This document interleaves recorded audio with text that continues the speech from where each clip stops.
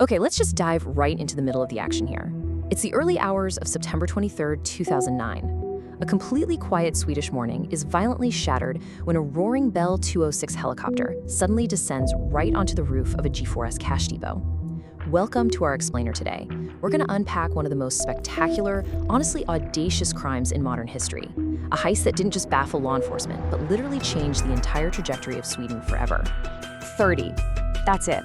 Exactly 30 minutes is literally all it took for an armed crew to execute this flawless, Hollywood-style aerial robbery. And during those crucial 30 minutes, the entire Swedish police force was left completely paralyzed. Now, you might be wondering, how on earth does a modern police force get completely outmaneuvered by a light commercial helicopter? Well, it's because the robbers displayed sheer tactical genius on the ground. They didn't just attack the depot, they completely locked down the police. Minutes before the heist, a guy actually placed fake bombs with blinking lights right outside the police helicopter hangars. This forced the bomb squad to step in, effectively grounding any aerial support. Meanwhile, responding officers on the ground, like Inspector Grand Palm, sped toward the scene, only to drive right over spiked metal chains that had been stretched across the access roads. Instant flat tires. So, with the police trapped, that Bell 206 casually lands perfectly on the depot's roof, allowing the crew to smash through a glass pyramid and drop right into the building. Part 1, Terror in the Airlock. While this absolute masterclass in diversion was playing out outside, let's shift our focus down into the building because the reality inside was a waking nightmare for the night shift employees. Imagine you're just sitting there counting banknotes, doing your routine job, wearing headphones to block out the background noise. Suddenly, the roof basically shatters above you. Explosions start echoing through the entire building as the robbers blow their way through reinforced glass and steel doors using dynamite. The boss of the counting room spots the armed intruders, rushes back in an absolute panic, and screams, "Secure the money!" The staff frantically starts locking away millions in cash into these steel cages. To escape all that smoke and the heavily armed robbers, the team leader orders everyone down to the main vault. But they actually end up trapped in a secondary exit, a one-person airlock. Just picture this, 14 people, including a pregnant woman, squeezed into a hermetically sealed box meant for one single person. The heat was unbearable, the air was incredibly stuffy, and they had absolutely zero cell phone reception to call for help.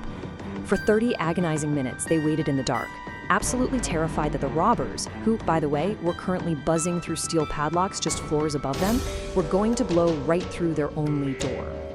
Which brings us to part 2, the ignored Serbian warning. Because this is where we hit the really shocking twist of our explainer.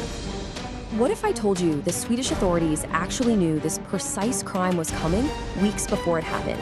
You see, there was a massive breakdown in intelligence. A whole month prior, Serbian intelligence explicitly warned Swedish police that an international crew was going to strike, and they handed over incredibly specific details. They said the robbers would use a helicopter, land on a roof, blow their way inside, and grab roughly $13 million in under 5 minutes. They literally handed over the playbook. Swedish police did initially act. They moved their helicopters, put depots on high alert, but when the predicted date of September 16 passed without an incident, they just stood down. They moved their choppers back, and worse still, because these cash depots weren't classified as state-protected sites, the building's floor plans showing every single staircase, window, and roof layout were completely accessible to the public. They practically left the back door wide open for these guys. All right, part 3, the TV producer pilot. So, the robbers vanish into the morning sky with bags of cash. And the immediate assumption by police and the media was that this crew must be elite military soldiers, right? Maybe veterans of the Balkan Wars capable of executing this flawless tactical operation. But the reality was bizarrely different. It leads us to a fascinating question. How do you catch a high society TV producer who happens to be moonlighting as a getaway pilot? As this massive manhunt kicked off, investigators found the abandoned white helicopter hidden in the woods. And inside it, they found a crucial piece of DNA. It belonged to a guy named Alexander Eriksson. Now, Eriksson wasn't some military commando. He was a Swedish TV producer who ran in high society celebrity circles. He had this supposedly ironclad alibi, claiming he was in a car crash in central Stockholm on the exact night of the heist. But his alibi completely unravels because of one massive, incredibly mundane mistake.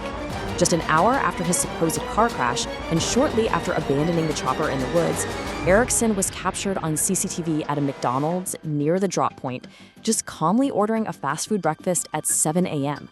His co-conspirators had staged the car crash perfectly, but his appetite totally gave him away. After that, the evidence just piled up quickly in court, thanks to DNA left at a bus stop, blood found on a sledgehammer, and some really extensive wiretaps. Police arrested 10 men. Following an 18-day trial, 7 of them were convicted. Alexander Erickson, our TV producer pilot, and Safa Kadun, the gunman whose blood was found on the evidence, both got 7 years.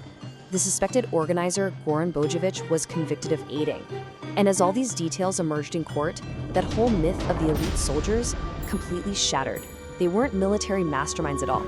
They were just a ragtag group of violent criminals, some with prior convictions for stealing art, who just managed to exploit a series of glaring security loopholes. Part 4. Becoming a cashless society. Now, you might think the story ends there, with the criminals behind bars, but let's zoom out. We have to examine the incredible macro impact this single 30-minute event had on an entire nation. The Västberga Heist was truly the tipping point for the Swedish economy. The heist triggered massive public outrage, particularly from trade unions. Their rallying cry was super clear: handling cash creates a dangerous work environment for employees. And the stats backed it up. It was revealed that 1 in 4 retail workers in Sweden had already been a victim of a robbery. So, for their protection, a massive push began across the entire country to simply get rid of physical money altogether. And the results of that movement, honestly, they are staggering. In 2008, the year right before the Västberga heist, there were over 100 bank robberies in Sweden. By 2016, that number had plummeted down to just 2. 2! Sweden actively transitioned into one of the world's first true cashless societies. Today, their central bank reports that Sweden has among the lowest amounts of cash in circulation relative to its economy anywhere in the world. The era of the bank heist was effectively ended simply by digitizing the loot. But hang on, there is one final loose end to tie up here. 40 million. Because despite the exhaustive 50-person investigative task force, despite the arrests, the dramatic trial, and Sweden's subsequent total abandonment of physical money, almost 40 million kroner, which was roughly $5 million at the time, was never recovered. The perpetrators went to prison. The nation completely transformed its entire economic infrastructure to ensure an attack like this could literally never happen again. But that mountain of cash simply vanished, which leaves us with a lingering, provocative question to wrap up today's explainer. A 30-minute heist forced an entire nation to abandon cash forever. But somewhere out there, someone is still sitting on $5 million. Where are the missing millions? Thanks for joining me as we explore this wild story.